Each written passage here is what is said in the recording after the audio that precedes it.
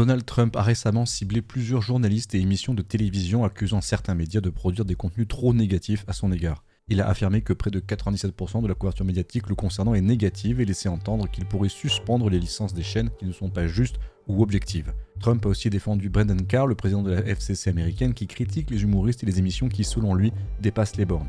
Par exemple, après une blague de Jimmy Kimmel sur la mort de Charlie Kirk, Carr a menacé les diffuseurs de sanctions. Il est important de noter que Trump donne ces chiffres-là sans fournir de données vérifiables ou d'études claires montrant ce chiffre. Les médias qui rapportent ces déclarations notent tous que les chiffres n'est pas étayés, qu'il dit l'avoir lu quelque part. Il existe des études ou analyses qui notent des taux élevés de couverture négative de Trump dans certains contextes ou sur certaines chaînes, mais aucune d'elles ne confirme que c'est 97% de l'ensemble des médias majeurs dans tous les contextes. Le chiffre de 97% semble exagéré et ou non vérifié. Il n'y a pas jusqu'à présent un audit impartial ou transparent qui montre que quasiment toute la couverture médiatique, télé, presse, etc. est négative à ce degré.